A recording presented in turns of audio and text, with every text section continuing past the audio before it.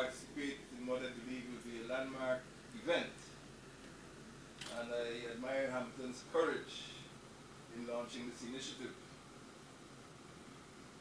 Sometimes we wonder about this region. Is it anything more than a geographical expression? The Caribbean was the first part of the Western Hemisphere to be colonized by Europeans. And it seems like it's going to be the last part. The Europeans came here first and they'll be the last to leave.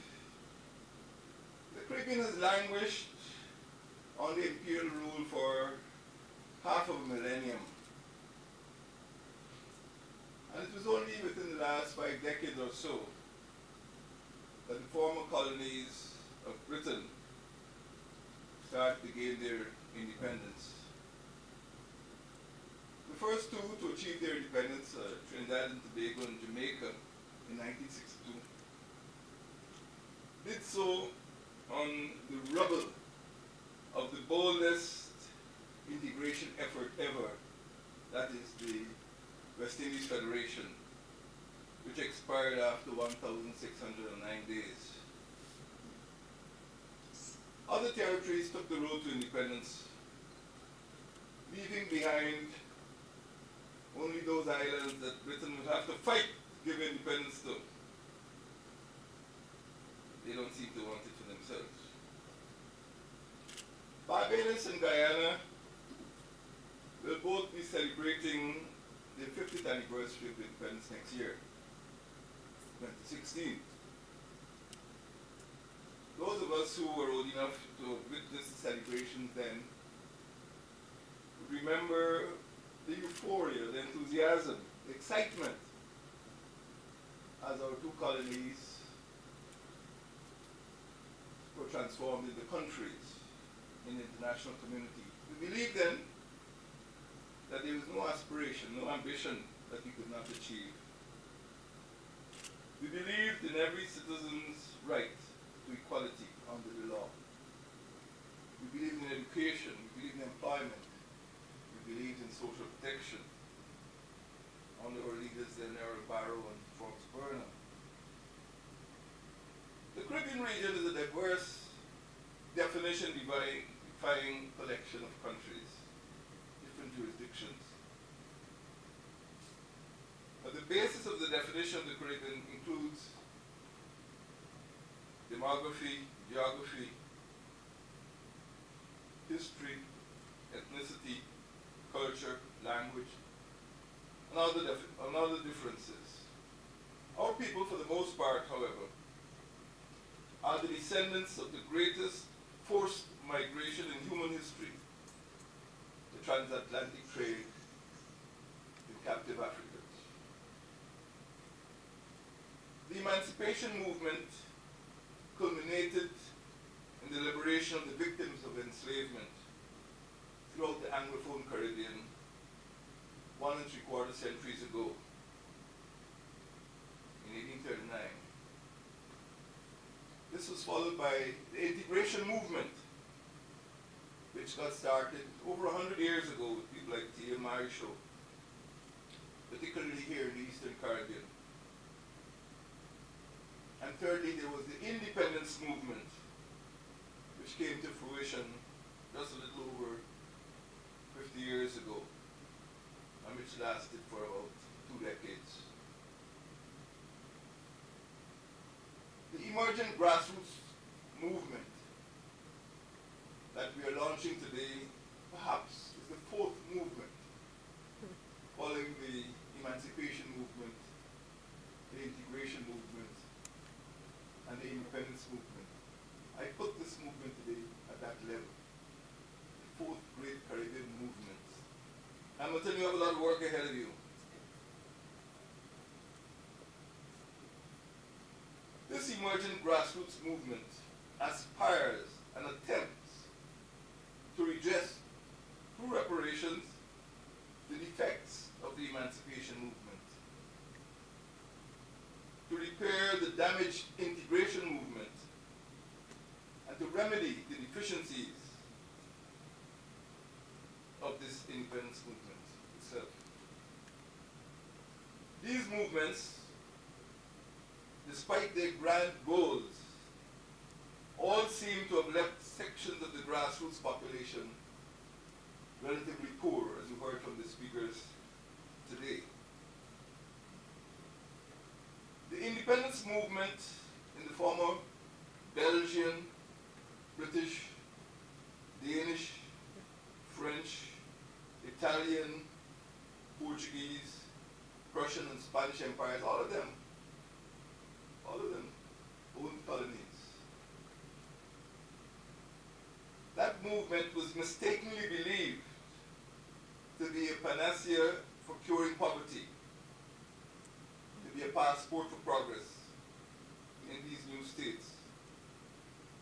That movement was meant to be more than a transfer of state power from the expatriate elite to a native elite. The Independence Covenant, if you can call it that, particularly in the new states of the former British Empire, has been unconsummated. When we look at the bloody partition of India, over 1 million people died.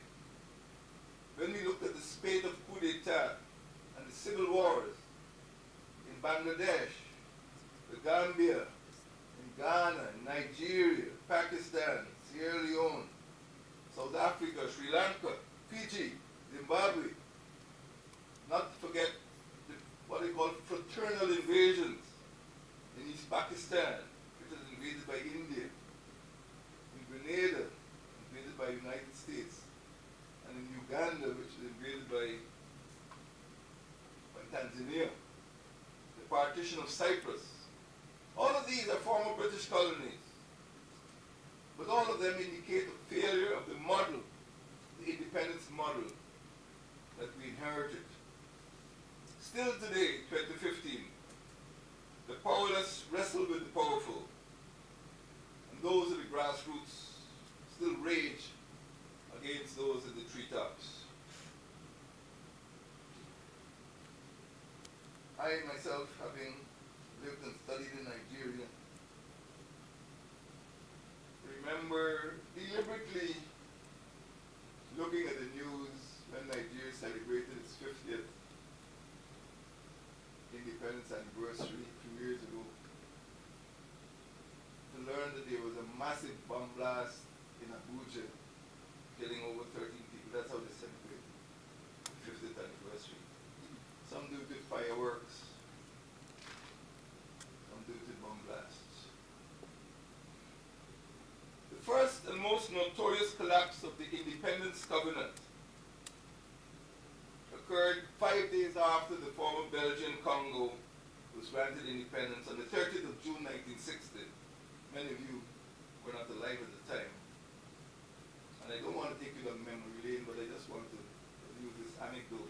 Well, it's not an anecdote, it's an anecdote, but it's not funny. Lieutenant General Emil Janssen, the Commander-in-Chief of the Force Publique. Force Publique is the name of the Congolese army at that time. He assembled, this is 5 days after independence, he assembled the native non-commissioned officers, and he wrote on the blackboard,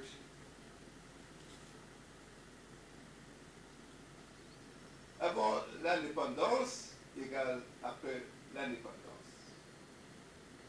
For those of you who don't speak French, those words meant before independence equals after independence. Well, those words infuriated the soldiers, and a series of mutinies, secessions, and civil wars followed. And if you read what is happening in Congo now, 55 years after independence, you still see civil wars. General Janssen's candor might have precipitated the disorder, but his words crudely but correctly express the condition that that existed, that economic exploitation by the colonial state would continue, and that political control of the new state would be perpetuated. The population of many new states, including Congo, are still plagued by poverty, by low levels of human development. And as you know, the Congo was not alone in its descent to disorder. I myself, as a young Guyanese, wondered, because on the night that we became independent in 1966, Chief of Staff of the Defense Force was a foreigner. The Commissioner of Police was a foreigner. The Vice Chancellor of the University of Guyana was a foreigner. The Governor of the Bank of Guyana was a foreigner. The Bishop of the Roman Catholic Church was a foreigner. The Bishop of the Anglican Church was a foreigner. The owner of the Bauxite Company was a foreigner. The owner of the Sugar Company is a foreigner. And many of the clubs in Georgetown were not only run by foreigners, but natives did not enter. So something either happened or failed to happen at the time of independence, and that is why I feel that this movement that is being launched today has to revisit that independence covenant, to examine how much ground we've covered here in Barbados and Guyana over the last 50 years, and of course in Trinidad and Jamaica over the last 53 years. The Caribbean, even now, may not be quite as independent as some would like us to believe. And certainly, there are some sections which are still ensnared in poverty. Tyrone Ferguson, a Guyanese and former academic at the University of the West Indies in St. Augustine, in his essay, Social Disintegration in the Context of Adjustment and Globalization, the Caribbean Experience, argued that developing countries have served as guinea pigs for changing donor-preferred strategies. And I quote him, forgive the length of the quotation, but I think it's important. He wrote, "The history of post-World War II donor involvement in development, as gleaned from the ideological and operational aspects, is a fundamental change in perspectives on a decade-by-decade basis. Going back to the 1960s, each decade has been marked by a new outlook in this regard. For instance, in the 1970s, the prevailing wisdom was embodied in the strategy of poverty alleviation. But a decade on, there was more poverty and inequality. In the 1980s, it was structural adjustment. But by the end of that decade, there was still more poverty and inequality. Going back to the drawing board, the donors stressed that structural adjustment was absolutely necessary. But they had missed a crucial insight, the imperative of good governance. So, the 1990s has been the era of structural adjustment and good governance. Now, as the 21st century unfolds, notwithstanding the donor community putting a lot of money into developing countries, poverty and inequality are still increasing. Why is that?